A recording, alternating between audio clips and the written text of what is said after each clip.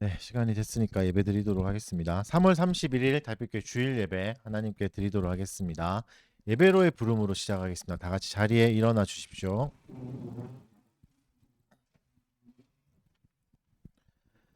오라 우리가 굽혀 경배하며 우리를 지으신 여호와 앞에 무릎을 꿇자.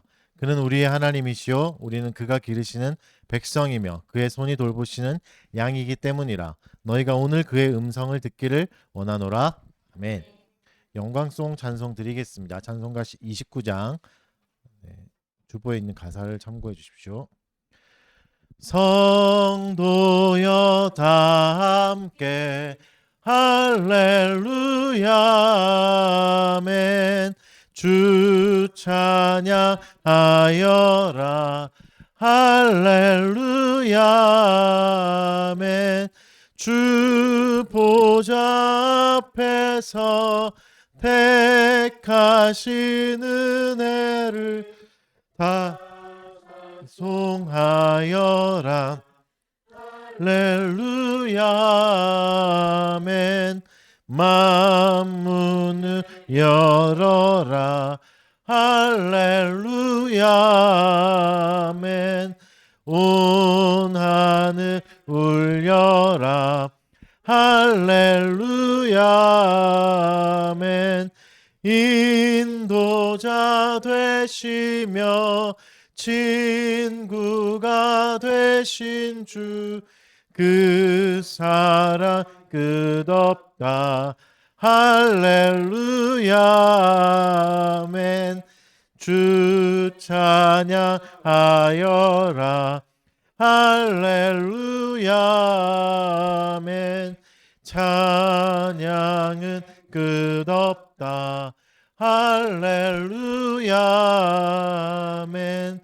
거룩한 집에서 준총 기리며 늘 찬송 부르자 할렐루야 아멘. 사도신경으로 우리의 신앙을 고백하겠습니다. 전능하사 천지를 만드신 하나님 아버지를 내가 믿사오며 그 외아들 우리 주 예수 그리스도를 믿사오니 성령으로 잉태하사 동정녀 마리아에게 나시고 본디오 빌라도에게 고난을 받사 십자가에 못 박혀 죽으시고 장사한 지 사흘 만에 죽은 자 가운데서 다시 살아나시며 하늘에 오르사 전능하신 하나님 우편에 앉아 계시다가 저리로서 산 자와 죽은 자를 심판하러 오시리라. 성령을 믿사오며 거룩한 공회와 성도와 서로 교통하는 것과 죄를 사하여 주시는 것과 몸이 다시 사는 것과 영원히 사는 것을 믿사옵나이다. 아멘. 자리에 앉아주시고 십계명 교독하겠습니다. 출애굽기 20장 1절에서 17절 말씀이고 주보에 나와 있는 말씀을 참고해 주시고 1절은 제가 읽고 짝수절은 여러분이 읽고 마지막 절은 같이 읽도록 하겠습니다. 하나님이 이 모든 말씀으로 말씀하여 이르시되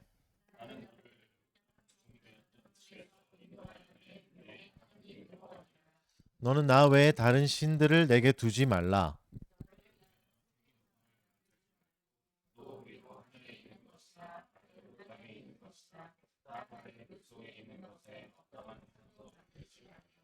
그것들에게 절하지 말며 그것들을 섬기지 말라. 나 내 하나님 여호와는 질투하는 하나님인즉 나를 미워하는 자의 죄를 갚되 아버지로부터 아들에게로 3, 4대까지 이르게 하거니와.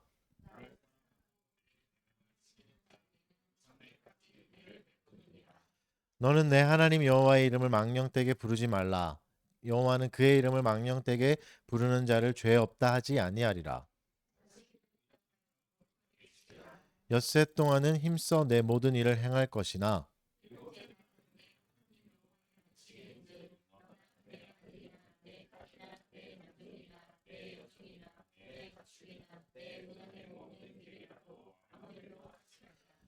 이는 엿새 동안에 나 여호와가 하늘과 땅과 바다와 그 가운데 모든 것을 만들고 일곱째 날에 쉬었음이라.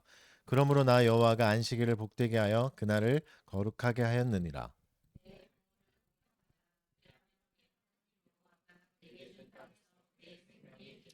살인하지 말라. 도둑질하지 말라. 내 이웃의 집을 탐내지 말라. 내 이웃의 아내나 그의 남종이나 그의 여종이나 그의 소나 그의 낙이나 무릇 내 이웃의 소유를 탐내지 말라. 아멘. 이 시간에 죄의 공적인 고백하도록 하겠습니다. 우리 마음을 하나님 앞에 열고 우리의 죄와 잘못을 또 솔직하게 고백하는 시간입니다. 단순히 죄를 나열하는 시간이 아니라 우리가 하나님 앞에서 우리의 죄성과 연약함을 또 인정하고 용서와 변화의 힘을 간구하는 시간입니다. 조용한 마음으로 개인의 죄 고백 시간 갖도록 하겠습니다.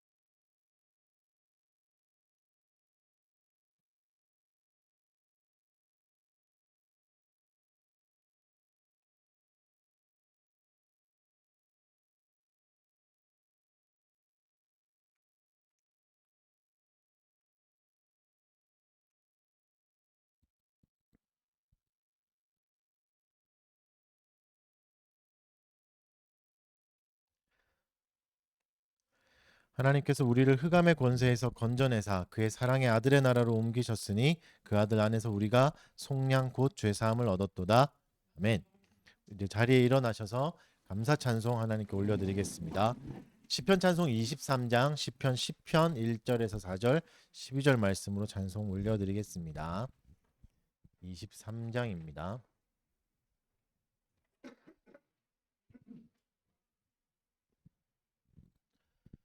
오 여호와여 어찌하여 환난 때에 숨으시며 곤고한 때 어찌하여 멀리서 계시나이까 주여 악인이 교만하여 가난한 자 핍박하니 저희들로 자기 꾀에 빠지게 하여 주소서. 오 여호와여 악인들이 탐욕을 자랑하오며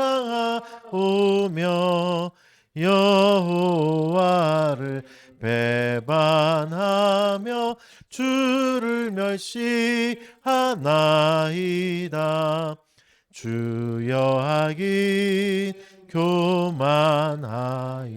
그 마음에 이르기를 하나님이 없다 하니 주여 나를 하옵소서. 일어나소서 여호와여 주의 손을 드옵소서. 주여 잊지 마옵소서. 주여 나를 도우소서. 아멘. 자리에 앉으시고 목회 기도하겠습니다. 여호와께서는 영원 무궁하도록 왕이시니 이방 나라들이 주의 땅에서 멸망하였나이다. 여호와여 주는 겸손한 자의 소원을 들으셨사오니 그들의 마음을 준비하시며 귀를 기울여 들으시고 고아와 압대당하는 자를 위하여 심판하사 세상에 속한 자가 다시는 위협하지 못하게 하시리라. 아멘. 영원 무궁하도록 우리의 왕이 되시는 하나님을 찬양합니다.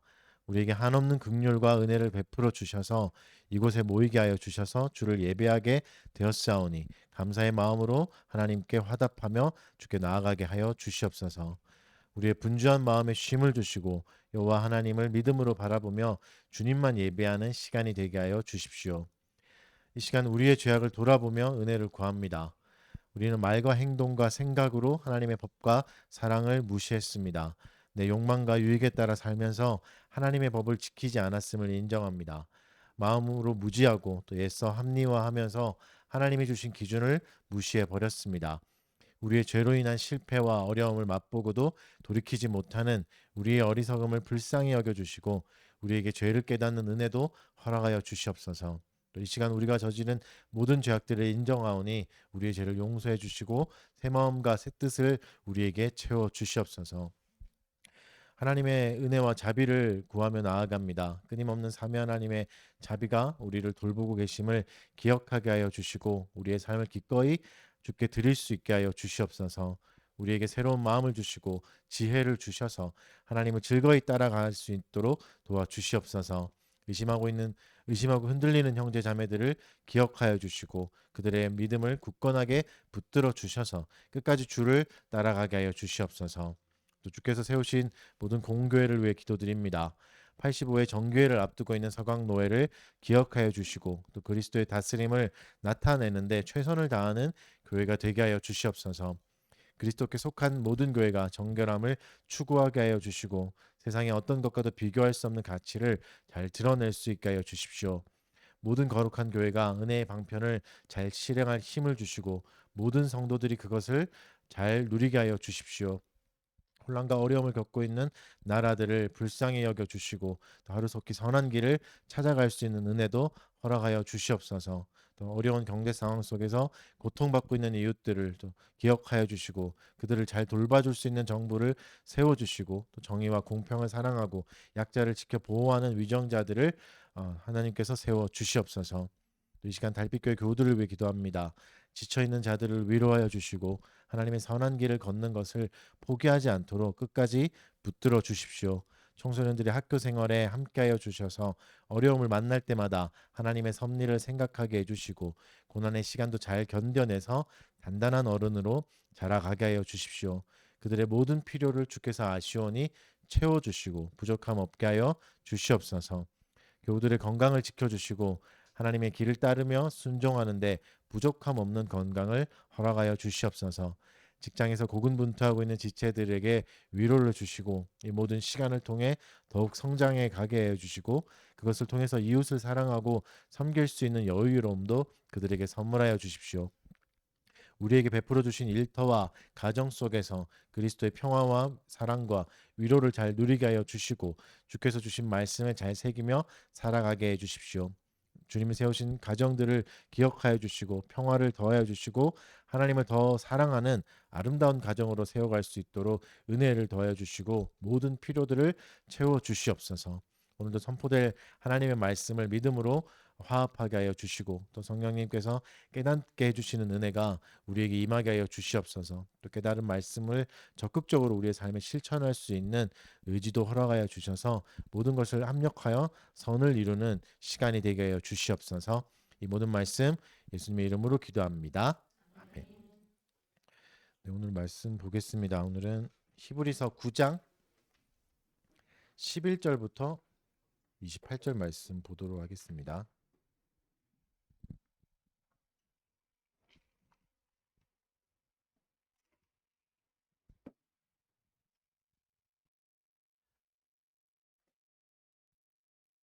히브리서 9장 11절에서 28절 말씀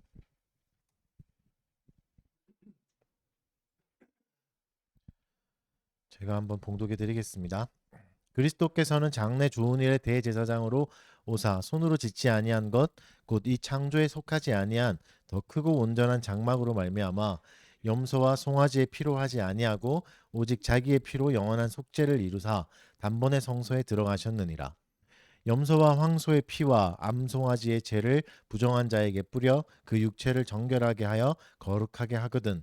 하물며 영원하신 성령으로 말미암아 흠없는 자기를 하나님께 드린 그리스도의 피가 어찌 너희 양심을 죽은 행실에서 깨끗하게 하고 살아계신 하나님을 섬기게 하지 못하겠느냐. 이로 말미암아 그는 새 언약의 중보자시니 이는 첫 언약 때의 범한 죄에서 속량하려고 죽으사 부르심을 입은 자로 하여금 영원한 기업의 약속을 얻게 하려 하심이라. 유언은 유언한 자가 죽어야 되나니 유언은 그 사람이 죽은 후에야 유효한즉 유언한 자가 살아있는 동안에는 효력이 없느니라. 이러므로 첫 언약도 피 없이 세운 것이 아니니 모세가 율법대로 모든 계명을 온 백성에게 말한 후에 송아지와 염소의 피 및 물과 붉은 양털과 우슬초를 취하여 그 두루마리와 온 백성에게 뿌리며 이르되 이는 하나님이 너에게 명하신 언약의 피라 하고 또한 이와 같이 피를 장막과 섬기는 일에 쓰는 모든 그릇에 뿌렸느니라. 율법을 따라 거의 모든 물건이 피로써 정결하게 되나니 피 흘림이 없은즉 사함이 없느니라. 그러므로 하늘에 있는 것들의 모형은 이런 것들로서 정결하게 할 필요가 있었으나 하늘에 있는 그것들은 이런 것들보다 더 좋은 제물로 할지니라. 그리스도께서는 참 것의 그림자인 손으로 만든 성소에 들어가지 아니하시고 바로 그 하늘에 들어가사 이제 우리를 위하여 하나님 앞에 나타내시고 대제사장이 해마다 다른 것의 피로써 성소에 들어가는 것 같이 자주 자기를 드리려고 아니하실지니 그리하면 그가 세상을 창조한 때부터 자주 고난을 받았어야 할 것이로되 이제 자기를 단번에 제물로 드려 죄를 없이 하시려고 세상 끝에 나타나셨느니라. 한 번 죽는 것이 사람에게 정해진 것이요 그 후에는 심판이 있으리니 이와 같이 그리스도도 많은 사람의 죄를 담당하시려고 단번에 들이신 바 되셨고 구원에 이르게 하기 위하여 죄와 상관없이 자기를 바라는 자들에게 두 번째 나타나시리라. 아멘. 오늘은 히브리서 9장을 살펴보겠습니다. 8장은 이제 지난주에 다뤘던 내용과 좀 비슷한 부분이 많아서 넘어가고 9장을 보고 또 전체를 좀 살펴보도록 하겠습니다. 9장은 이제 예수 그리스도께서 우리에게 행하신 일들을 설명하고 있습니다. 계속해서 이제 설명하고 있죠. 근데 이번에는 구약의 성막이라는 개념을 가지고 와서 제도를 가지고 와서 사용하고 있습니다. 지난번에는 멜기세덱이었죠. 멜기세덱을 하면서 단단한 음식이라고 했던 멜기세덱을 설명했다면 이제는 구약의 제도. 계속해서 이제 말씀하시는 게 뭔지 아시겠죠? 유대인들의 그런 종교적인 관습들 전통보다도 더 뛰어난 분이 계시다. 계속해서 비교해서 이제 보여주고 계십니다. 구약의 배경을 좀 모르시는 분도 계시니까 이제 오늘 나오는 성막과 성소, 지성소를 간단하게 설명해 드리면 이제 성막은 이스라엘 백성이 40년 동안 광야에서 생활을 했잖아요. 돌아다니면서 생활을 할 때 하나님께 예배드리는 장소였습니다. 텐트였죠. 텐트였으니까 이동식 성전이었던 셈입니다. 성막은 가운데 있었고 이스라엘 백성이 가운데 있었고 하나님이 우리와 함께 하신다는 인재의 상징이었죠. 성막은 친히 하나님이 디자인해 주신 겁니다. 이렇게 이렇게 만들어라 이렇게 해서 그 항상 중심지에 있으면서 하나님이 주신 것들을 기억하고 또 하나님의 인재를 기억하는 장치가 됐습니다. 성막은 두 부분으로 나눕니다. 바깥쪽은 성소, 그래서 커튼이 쳐 있고 그 안에는 지성소라고 이제 돼 있었죠. 성소에는 등잔대, 떡상, 분향단이 있었고 또 매일 제사장이 들어가서 거기는 이제 제사를 지냈던 곳이죠. 반면에 이제 휘장으로 막혀 있던 지성소 안에는 언약궤가 있었고 십계명이 담겨 있는 언약궤죠. 만나를 담고 있던 황금 항아리 있고 또 아론의 쌍난 지팡이 이렇게 있었습니다. 그래서 지성소에는 대제사장이 1년에 한 번 속죄일에만 들어갈 수 있었고 백성들의 죄를 속하는 이제 제사를 특별한 제사를 드렸던 거죠. 그러니까 이런 성막의 구조와 기능은 이제 하나님과 죄인된 우리 인간 사이의 관계를 보여주는 상징이기도 했습니다. 막혀 있다. 성막이 막혀 있어서 하나님께로는 함부로 나갈 수 없다. 이것을 이제 상징하는 장치이기도 했고 그리고 오늘 본문의 말씀대로 이 모든 것이 그리스도를 예표하는 예수 그리스도를 예표하는 또 놀라운 구원의 계획을 미리 말씀해 주시는 이정표였다. 이렇게 말씀하고 계시는 거죠. 그래서 히브리서 9장은 성소를 보여주면서 모든 것이 그리스도를 가리키는 거였고 성막 제도가 완성할 수 없었던 그 한계를 예수 그리스도가 완성하셨다는 것을 이제 계속 말씀하고 계십니다. 계속해서 이제 예수가 대제사장이 되신다는 그 기능을 계속 얘기하고 있는데 그게 우리 삶에 뭐가 그렇게 중요한가? 오늘 본문을 통해 좀 살펴보고 그게 또 우리에게 그럼 어떤 의미가 되는 거고 또 우리의 삶을 어떻게 변화시켜 갈 수 있을지 한번 살펴보도록 하겠습니다. 먼저 구약에 나타난 첫 언약의 예법을 살펴보도록 하겠습니다. 1절은 이제 9장 1절은 첫 언약에도 예법이 있었다. 이렇게 이제 표현하면서 시작하잖아요. 그래서 9장은 하나님의 첫 언약인 구약의 예배 규정에 대해서 자세히 설명해 주십니다. 이렇게 이런 게 있었다 이렇게 하고 하지만 이제 뭐 더 들어가진 않죠. 이게 본질이 아니니까 지금 설명할 거는 예수를 설명해야 되니까 그리스도를 설명해야 되니까 간단히 설명하고 넘어갑니다. 그래서 오늘도 간단히만 설명하고 넘어가겠습니다. 모르시는 분이 계시니까 이제 간단히만 설명할게요. 이제 아까도 말씀드렸듯이 성소는 매일 들어가서 분향을 해야 되죠. 제사장들이 올려야 되고 등잔불을 관리해야 되고 떡상에 이제 진설병을 이제 차리고 분향단의 향을 피웠습니다. 이제 순금으로 만들어진 등잔대거든. 등잔대 순금으로 만들어졌고 7갈래가 이렇게 쭉 있죠. 그래서 하나님의 임재를 상징했었고 진설병은 조각목으로 만들어진 이제 상 위에 빵이 12개가 있었고 이거는 이제 안식일에만 새 빵으로 교체하는 12개는 12지파를 상징하겠죠. 그래서 분향단은 매일 아침과 저녁에 향을 피워서 우리의 기도가 하나님께 상달된다. 이걸 또 상징하는 눈으로 보여주는 시청각 교육이 되는 장치였습니다. 그리고 성소를 넘어서 이제 지성소에는 1년에 한 번 대제사장이 들어가고 또 백성들의 속죄를 위한 특별한 제사를 지내죠. 들어가기 전에 또 뭘 해야 되죠? 대제사장은 자기의 죄도 있으니까 자기의 죄를 속하는 제사도 드리고 들어가야 됩니다. 들어가서는 오늘 본문에서 설명하는 대로 속죄의 피를 언약궤 위에 뿌리는 일을 하고 또 어, 합니다. 그래서 이제 이 모든 제도와 제사가 결국은 뭘 가리키는가? 인간의 죄의 문제를 나타내는 거죠. 그래서 인간의 죄는 하나님과의 관계를 막고 있다. 하나님과의 관계가 완전히 끊어진 상태다. 그래서 이 문제가 해결돼야 하나님과 참된 교제가 가능하다는 것을 알려주는 장치였습니다. 그러니까 죄가 뭐죠? 하나님과의 관계가 끊어진 거, 완전히 끊어진 것이다, 가로막힌 것이다. 라고 하죠. 그러니까 체계적이고 굉장히 이제 구체적이고 자세한 의식들이 궁극적으로 예수 그리스도를 가리키고 있는 거죠. 완전한 구원이 온다는 걸 얘기해 주죠. 그걸 타고 오늘 본문은 말씀하고 계십니다. 그러니까 성막에 있는 모든 것들은 그림자였다. 실체가 아니었다. 실체는 예수 그리스도였다라고 말하죠. 그래서 뭐가 더 중요하고 뭐가 더 진짜겠습니까? 실체가 더 중요하겠죠. 그림자보다. 그래서 매일 드려지는 제사를 통해서 예수 그리스도의 제사는 단번에 이루어질 거다. 단번에 이루어질 거다. 속죄 제사를 예표하는 거고 또 제사장들이 이제 대신해서 우리의 죄를 대신해서 나가는 모습을 통해서 예수 그리스도가 우리의 죄를 대신해서 하나님께 나가실 거다. 그걸 상징하는 장치가 되겠죠. 하나님 그러니까 성소와 지성소를 보면서 늘 뭘 생각했겠습니까? 하나님께 함부로 나갈 수 없구나. 우리의 죄가 하나님과의 관계를 완전히 막고 있구나. 그래서 이 장벽은 우리의 능력으로 뛰어넘을 수가 없다. 그러니까 죄는 우리가 스스로 절대 해결할 수 없다는 걸 이제 계속해서 이제 알 수 있었겠죠. 그래서 예수 그리스도께서 십자가에서 죽으시고 휘장이 찢어지잖아요. 그때는 성전이 있을 때니까 위에서 아래로 찢어지잖아요. 그래서 지성소가 열리는 상징이 또 되는 거죠. 그래서 이 모든 게 결국은 그리스도를 가리키는 장치였다. 언젠가 오실 중보자를 계속해서 이스라엘 백성에게 말씀하고 계신 거였다라고 이제 히브리서가 해석해주고 있는 겁니다. 구약의 모든 제사와 예식은 하나님이 만들어 주셨고 목적이 분명했죠.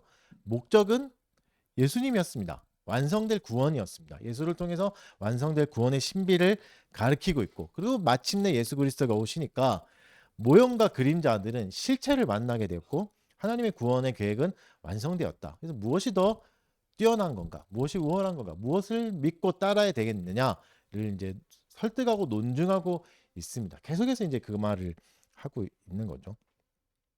그러니까 구약의 제사와 모형은 그림자였습니다. 이정표라고도 설명해 드렸잖아요. 실제가 오기까지의 그림자니까 그림자는 또 뭐죠? 한계가 있습니다. 그림자로서 실체를 완전히 다 드러낼 수는 없습니다. 그러니까 한계도 명확하게 가지고 있죠. 그래서 모형과 그림자의 한계는 9절부터 10절이 이렇게 말씀하고 계시는데 뭐라고 하죠? 양심상 온전하게 할 수 없다. 마음을 온전하게 할 수 없다. 양심을 온전하게 할 수 없고 육체의 예법일 뿐이다라고 말하고 있습니다. 여기서 이제 양심이라는 표현을 쓰는데 사실 구약에서는 양심이라는 단어가 거의 나오지 않습니다. 이 단어의 어근이 이제 알다라는 말이고, 그러니까 알다니까 뭐 인식하다, 의식하다, 뭐 깨닫는다는 의미를 가진 단어죠. 그래서 이제 도덕적인 기준에서 개인의 내면을 성찰하는 작용을 가리킬 때 이제 점점 쓰이기도 했습니다. 물론 이제 구약에는 잘 나오지 않지만 이제 이런 장면은 나오죠. 죄를 범한 사람이 자기 내면으로부터 가책을 받는 양심의 가책을 받는 현상들이 여러 차례 나오지 않습니까? 이제 명시해 놓은 거는 다윗이 인구 조사를 하고 한 뒤에 자책했다는 표현이 나오죠. 양심에 찔린 거겠죠. 깨닫고 또 24편 시편 24편에도 여호와의 산에 오를 자 누구냐라고 할 때 마음이 청결한 자를 언급하기도 하지 않습니까? 그러니까 무슨 말이죠? 이런 게 필요하고 양심의 가책을 벗어나는 게 필요한데 구약의 제사로는 안 됐다. 불가능했다. 구약의 제사가 매일 드려졌지만 양심의 자유까지는 주지 못했다. 그래서 많은 양의 제사를 드렸지만 마음까지는 결국 다룰 수 없었다. 그거는 그리스도의 영역이다. 이걸 말씀해 주시는 거죠. 그래서 그리스도의 제사는 왜 뛰어나죠? 단번에 제사를 통해서 우리에게 양심의 자유까지도 주셨다고 말씀합니다. 이것만 봐도 그리스도의 제사, 십자가가 훨씬 더 큰 능력의 제사였다는 걸 알 수 있습니다. 예수 그리스도를 믿는 사람은 이제 뭘 얻게 됩니까? 양심의 자유를 얻게 됩니다. 양심의 자유를 얻게 된 거죠. 그러니까 매일 희생의 제사로도 깨끗하게 할 수 없었던 내 마음을 그리스도께서 깨끗하게 해주시는 겁니다. 그리고 그리스도의 의를 받아들이는 거죠. 내가 뭔가 더 나아지는 건 아니고 양심의 자유를 얻었다고 해서 이제 죄를 안 짓고 정결하게 된 게 아니라 그리스도의 의를 우리에게 입혀 주시는 거죠. 그러니까 쉽게 설명하면 옷에 비유할 수 있습니다. 우리의 마음은 더러운 옷과 같은 거죠. 그러니까 옷이 더럽다 보니까 여기다가 천을 덧대거나 뭐 피를 뿌려가지고 뭐그 더러움을 가리려고 한 거죠. 물론 잠깐 가릴 수는 있지만 옷의 근본적인 더러움은 해결되지 않습니다. 아무리 옷을 덧대도 그냥 더러운 옷에 옷을 덧댄 것뿐이죠. 근데 그리스도의 보혈은 마치 뭐라고 말씀하시는 거죠? 이 옷을 바꿔주신다. 새 옷을 입혀주시는 거죠. 더러움의 옷이 아니라 본질적으로 옷을 수선해 주시는 게 아니라 새 옷을 주신다. 나의 그리스도로 옷 입혀 주신다. 그러니까 옷의 겉모습만 고쳐주는 게 아니라 새 옷을 주신다. 그 옷은 그리스도 자체다. 그게 그리스도다. 그게 의로움이다. 라고 말씀해 주고 계신 거죠. 우리 14절 한번 같이 읽어볼까요? 양심의 자유가 무엇인가 14절에서 설명한 걸 보겠습니다. 히브리서 9장 14절 같이 읽겠습니다. 시작.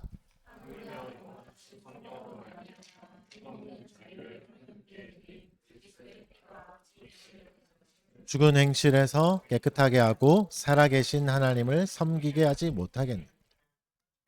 진정한 양심의 자유는 이거죠. 이걸 뒤집어 설명하면 뭐죠? 행실로 나를 깨끗하게 하는 게 아니라 그리스도가 주시는 깨끗한 마음으로 뭘 하는 겁니까? 하나님을 섬기는 겁니다. 그 마음으로는 이전에 그 마음으로는 하나님을 섬길 수 없었으나 하나님과 교제할 수 없고 관계할 수 없었으나 이제 그리스도가 주시는 깨끗한 마음으로 하나님을 섬길 수 있다. 그러니까 행실이 깨끗한 행실이 무가치하거나 무의미하다 이 말은 아니겠죠. 근데 행실도 하나의 도구가 된다는 의미이지 않겠습니까? 내 모든 것의 궁극적인 목적이 하나님을 섬기는 것이 된다. 양심의 자유가 주는 건 그겁니다. 나의 모든 것이 하나님께로 향해 가게 되는 것인 거죠. 지난주에도 말씀드린 대로 구약의 예법조차도 그냥 나의 의로움을 추구하는 장치로 끝내버리게 됐었던 거죠.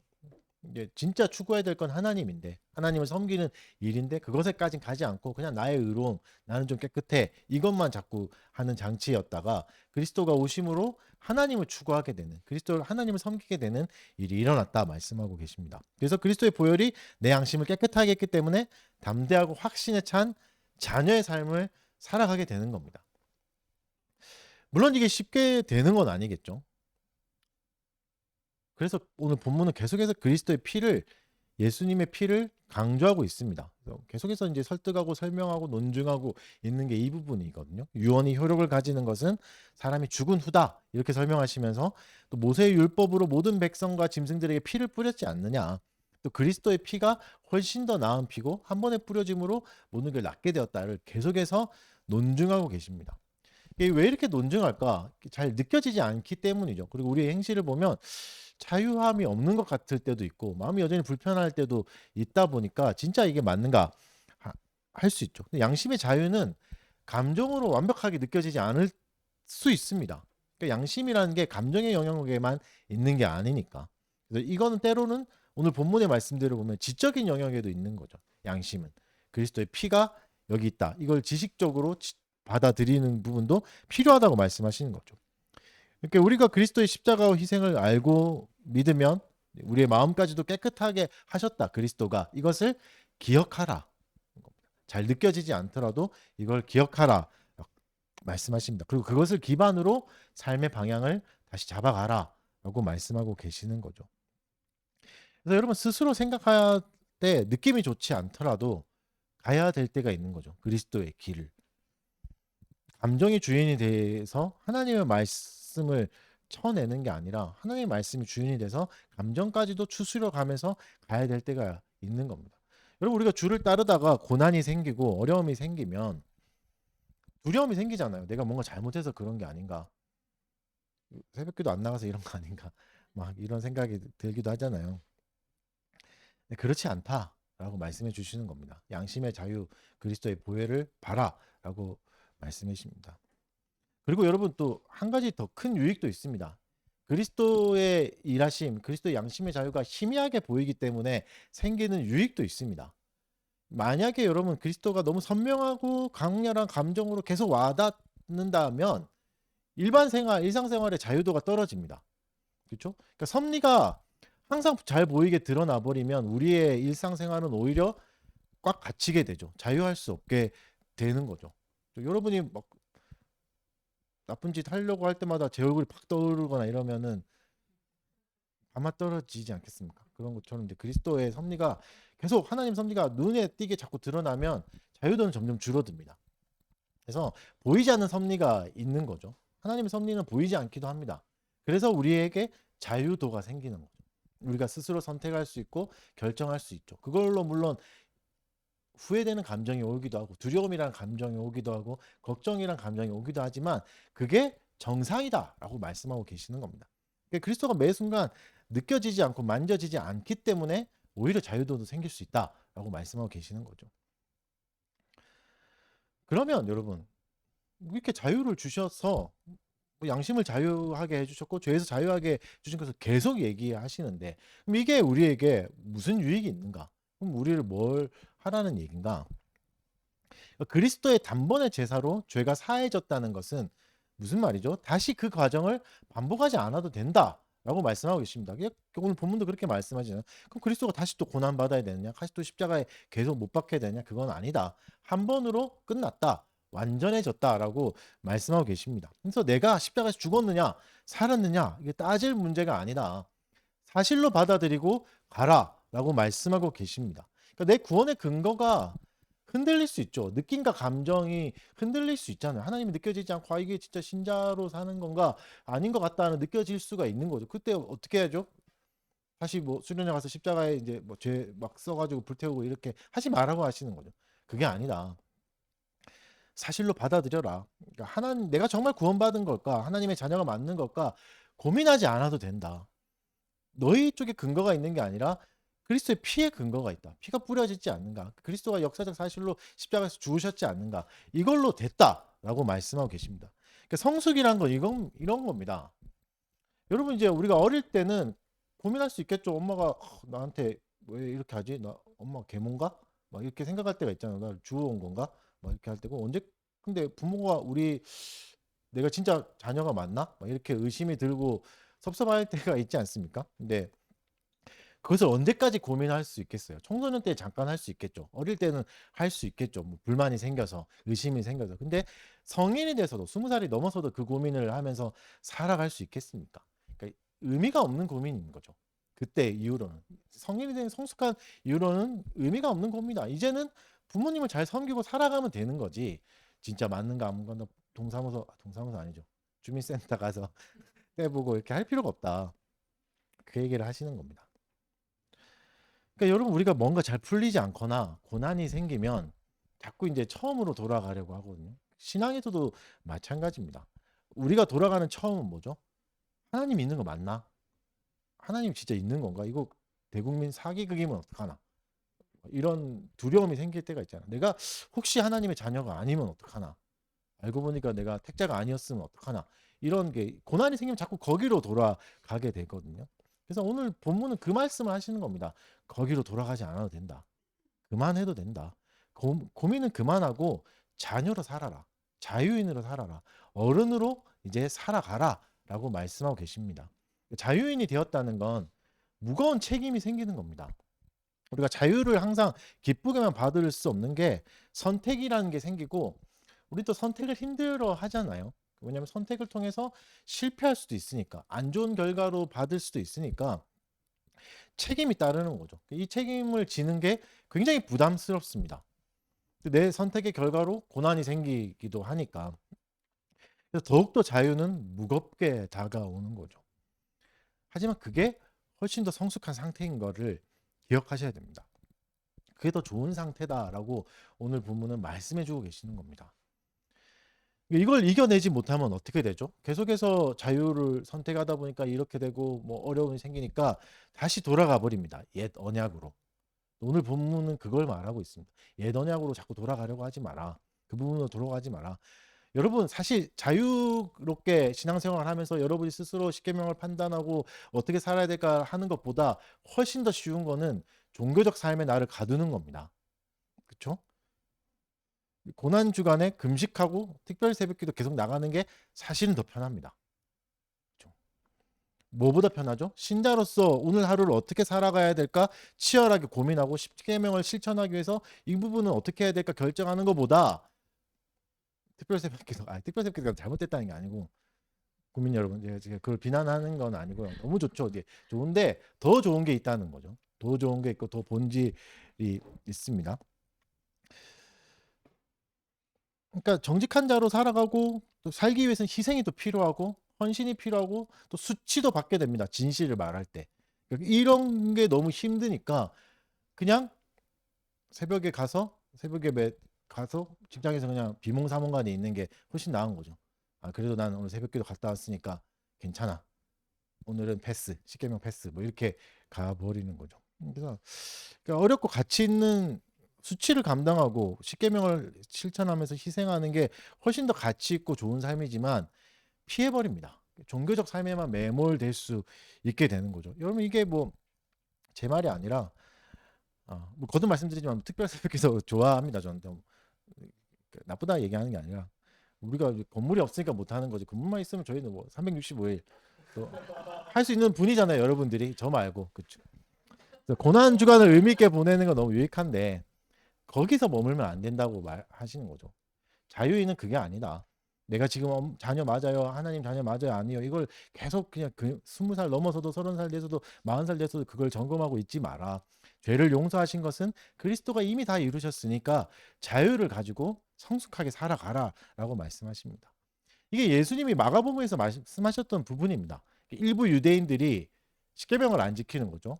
오계명을 안 지키는 거죠. 부모를 공경하고 섬기는 대신 뭘 하죠? 나의 재산을 고르반했다 이렇게 합니다. 고르반 뭐죠? 헌금했다. 하나님께 드렸으니까 나 이거 책임 다 했어요.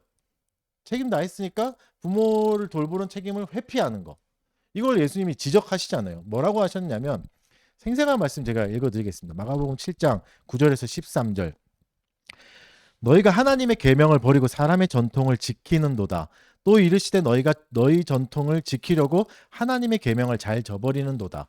모세는 내 부모를 공경하라 하고 또 아버지나 어머니를 모욕하는 자는 반드시 죽으리라 하였거늘 너희는 이르되 사람이 아버지에게나 어머니에게나 말하기를 내가 드려 유익하게 할 것이 고르반 곧 하나님께 드림이 되었다고 하지만 하기만 하면 그만이라 하고 자기 아버지나 자기 어머니에게 다시 아무것도 하여 드리기를 허락하지 아니하여 너희가 전한 전통으로 하나님의 말씀을 폐하며 또 이 같은 일을 많이 행하느니라 하시느니라. 예수님이 하신 말씀이죠. 이 맥락과 똑같은 말씀이죠. 종교적인 행위, 저희 오래됐던 전통들, 하나님 말씀하지 않았던 그 전통에만 매몰되느라 진짜 중요했던 말씀을 실천하고 실행하는 것들은 등한시하는 거. 이건 잘못됐다. 라고 냉정하게 지적하고 계시는 겁니다. 여러분, 이제 치열하게 고민하면서 십계명을 고민하고 지키는 것보다 전통을 따르는 게 훨씬 더 편합니다. 희생이 더 큰 것 같아 보이지만 이게 더 편한 거죠. 그래서 고난이 생기고 어려움이 생기면 자꾸 거기로 돌아가려고 하는 게 인간의 본성 중에도 있는 거죠. 종교성이라고 하는 그 본성이 있는 거죠. 하지만 이거는 결국은 예수님이 지적하신 대로 하나님의 계명을 회피하는 삶이다. 하나님의 말씀을 회피하는 삶이 될 수 있다. 정작 중요한 가치인 하나님의 사랑과 이웃 사랑을 실천하지 못한다라고 지적하고 계시는 겁니다. 다시 제사로 돌아와서 이제 이렇게 또 질문할 수 있겠죠. 그럼 그리스도가 단번에 제사를 완성하셨는데 더 이상 제사를 드릴 필요가 없는데 그럼 우리는 왜 매주 예배 드리는가? 그러니까 매주의 예배는 이제 목적이 다르다는 걸 아시겠죠? 제사의 목적은 죄 사함이었습니다. 용서받는 거 이거였지만 예배는 이제 죄를 용서받는 게 목적이 아닌 거죠.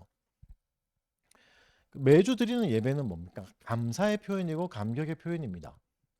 그리고 또 십계명의 실천이겠죠. 이미 용서받은 죄에 대해서 감사와 감격을 표현하는 시간이 되는 거죠. 그리고 또 하나님의 계명을 적극적으로 실천하는, 안식하라고 말씀하신 그 계명을 실천하는 날입니다. 그리스도가 주신 은혜의 방편을 적극적으로 누리려는 노력이 되기도 하는 거죠. 그래서 제사와 예배가 다른 점이 있습니다. 그리고 오해하지 마셔야 될 게 첫 언약은 옛 언약은 예법이 가득 차 있고 새 언약은 아무런 규칙이 없다고 착각하시도 안 됩니다. 마치 새 언약은 마음대로 하는 것처럼 자유라는 게 마음대로 하는 것처럼 이렇게 생각할 수 있지만 무엇에 대한 자유는 없죠? 죄에 대한 자유는 없습니다. 죄를 마음껏 지을 수 있는 자유는 없습니다. 그 자유는 없는 거죠.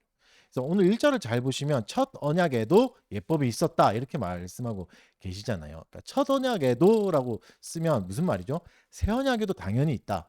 새 언약에도 예법이 있는데 사실 첫 언약에도 있었어 이렇게 표현하는 거죠. 그래서 새 언약에도 당연히 예법이 있다고 말씀하고 계십니다. 그러니까 당연히 새 언약에도 그리스도가 십자가에 죽으시고 부활하신 그 이후에도 당연히 지켜야 될 것들이 있다.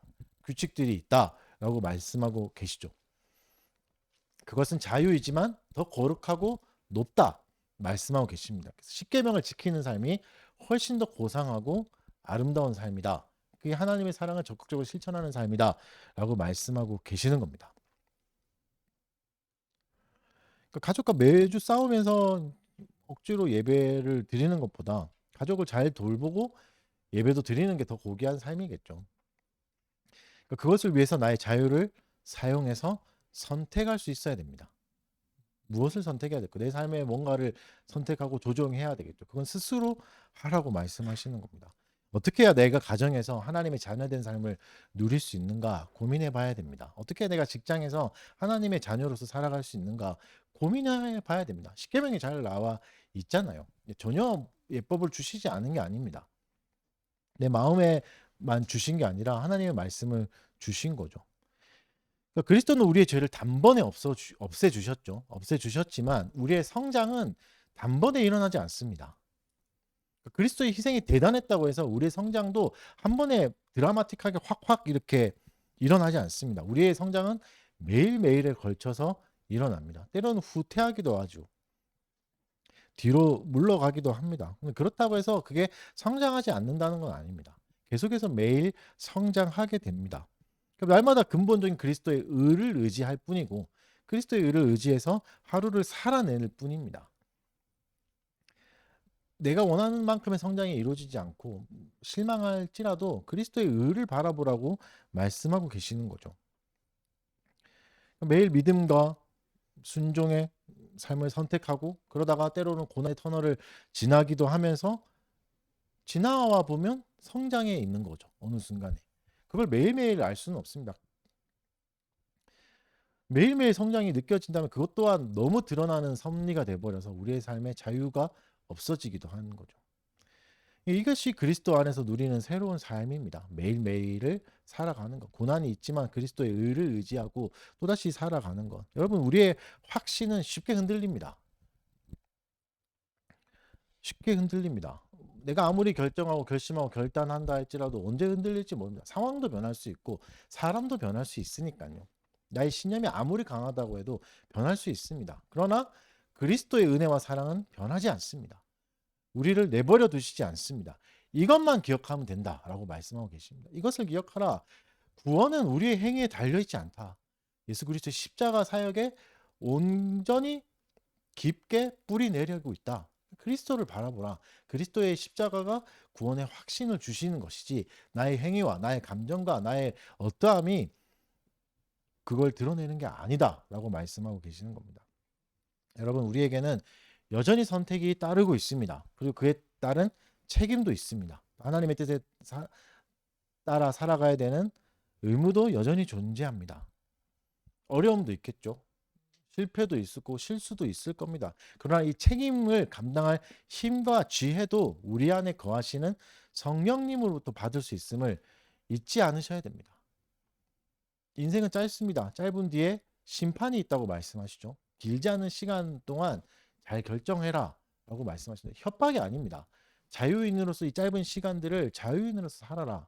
그것에 매여 있지 마라. 종교적인 행위들에 매여 있어서 그것에 고민하지 말고 자유인으로 어른으로 성숙한 자로 살으라라고 말씀하고 계시는 겁니다. 히브리서 9장을 정리해 보겠습니다. 예수 그리스도의 대제사장 되심과 또 단번의 제사를 통해서 우리가 누릴 수 있는 자유와 특권에 대해서 이제 증언하고 있습니다. 구약의 제사와 제도는 어떤 거였죠? 성막은 어떤 거였죠? 위대한 실체인 그리스도께 나아가는 과정이었을 뿐입니다. 그리고 이제는 실체인 그 예수를 우리가 만났기 때문에 그리스도가 우리에게 오셨기 때문에 그 안에서 살아갈 수 있게 되는 거죠. 이 놀라운 은혜는 계속해서 말씀하시면서 우리를 믿으라고 설득하고 계시는 겁니다. 보이지 않더라도 이 길을 가라고 계속해서 설득하고 계시는 겁니다. 여전히 우리 삶에는 도전이 있겠죠. 유혹도 있을 거고 고난도 있을 거고 결핍도 있을 겁니다. 옛 언약으로 돌아가려는 율법주의적 사고도 여전히 남아 있습니다. 근데 그때마다 그리스도께서 주신 자유와 평안을 붙들어야 됩니다. 그분의 은혜를 의지해서 이 길을 계속 걸어가야 됩니다. 실수해도 우리에겐 섭리가 있잖아요. 실패해도 하나님이 돌보시잖아요. 그렇다면 또 가면 됩니다. 그리스도를 또 바라보고 의지하고 가면 되는 거죠. 다시 돌아갈 필요가 없습니다. 그리스도는 우리에게 새 옷을 주셨습니다. 예수 그리스도라는 옷을 입혀 주셨죠. 더 이상 두려움이나 정죄 가운데 살아갈 필요가 없습니다. 그리스도가 주신 의로움을 받아들이고 또 자유의 복음을 누리고 실천하는 삶을 살아가면 되는 거죠. 거기는 우리의 이성과 감정을 치열하게 사용해야 되기도 합니다. 그래서 자유롭게 선택해야 되기 때문에 모든 걸 다 사용해야 되는 거죠. 치열한 고민이 있더라도 그게 훨씬 더 나은 삶입니다. 훨씬 더 가치 있는 삶입니다. 더 성숙한 삶이죠. 우리의 선택이 실패하고 좋지 않은 결과를 가져올 수도 있지만 실수 또한 그리스도 안에서 용납되기 때문에 안심하고 걸어가면 됩니다. 실수하지 않으려고 다시 율법적인 삶으로 돌아가는 게 훨씬 더 어리석은 일이다 라고 말씀하고 계시는 거죠. 사랑하는 여러분, 그리스도 안에서 자유를 잘 누리십시오. 구원의 감격을, 구원의 은혜를 날마다 감사하면서 살아가십시오. 그리고 그것을 표현하는 방법도 하나님의 질서 안에서 하시면 됩니다. 하나님이 주신 방법 안에서 하시면 됩니다. 하나님의 놀라운 섭리가 여전히 우리를 지키고 계시고 인도하고 계심을 믿고 잘 따라가시길 바라고 또 복된 삶을 사는 여러분 되시기를 주의 이름으로 축원합니다. 네.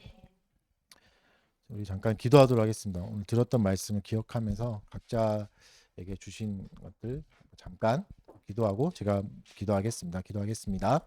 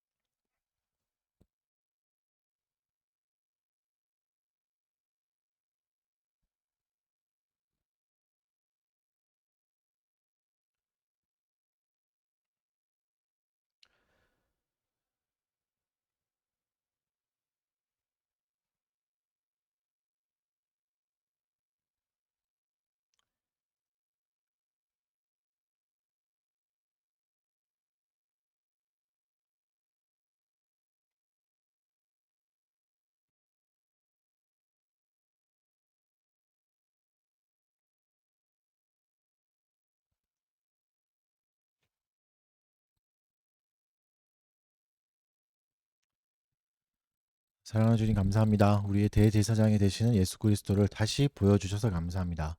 주님이 주신 구원의 감격을 기억하게 하여 주시고 그리스도가 주신 자유를 잘 누릴 수 있도록 하여 주시옵소서. 성숙해가는 과정 가운데 실수와 실패도 있고 고난도 있겠지만 다시 그리스도를 바라보게 해 주시고 또 하나님의 섭리를 의지하게 하여 주셔서 협력해서 모든 것이 선을 이루어짐을 믿고 이 치열한 삶을 받아들이고 앞으로 나아갈 수 있게 하여 주시옵소서. 또 시작되는 삶 가운데 우리의 지혜를 더하여 주시고 더 좋은 것들 하나님의 법도를 우리가 스스로 잘 선택할 수 있는 성숙한 성도가 될 수 있도록 은혜 내려 주시옵소서. 감사드리며 예수님 이름으로 기도합니다. 아멘. 네, 시간은 성찬 하겠습니다. 장 시편 27편 7절에서 14절 말씀으로 찬송 올려드리겠습니다. 61장입니다.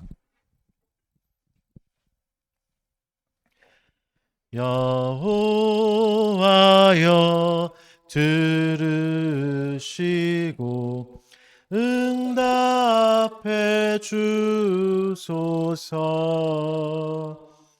내가 무릎 꿇을 때엔 긍휼 베푸소서. 주 얼굴을 찾으라고 말씀하시 주여. 내 마음이 주님 얼굴 사모하나이다.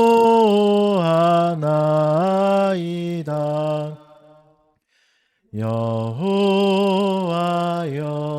주의 얼굴 숨기지 마소서. 여호와는 나의 도움 구원의 하나님. 세상에서 내 부모는 날 떠날지라도 주님 날 영접하시고 떠나지 않겠네. 여호와여 주의 길로 날 가르치소서. 원수 나를 회방해도 인도해 주소서. 내가 사는 이 땅에서 강하고 담대히 보안을 바랄지는 내의 하나님. 헌상 기도하겠습니다. 사랑하는 주님, 오늘도 우리에게 베풀어 주신 은혜를 감사하며 또 주께서 주신 것의 일부를 하나님께 돌려드렸습니다. 우리의 필요를 아시는 주님께 우리의 인생을 맡기게 하여 주시고 또 우리가 물질만 드리는 것이 아니라 우리의 삶을 하나님께 맡기고 드릴 수 있게 하여 주시옵소서. 또 주께서 주신 모든 것을 하나님의 영광을 위해서 잘 사용할 수 있는 지혜와 마음도 우리에게 허락하여 주시옵소서. 감사드리며 예수님의 이름으로 기도합니다. 강복 선언으로 예배 마치도록 하겠습니다. 주 예수 그리스도의 은혜와 하나님의 사랑과 성령의 교통하심이 너희 무리와 함께 있을지어다. 아멘. 자리에 앉으시죠.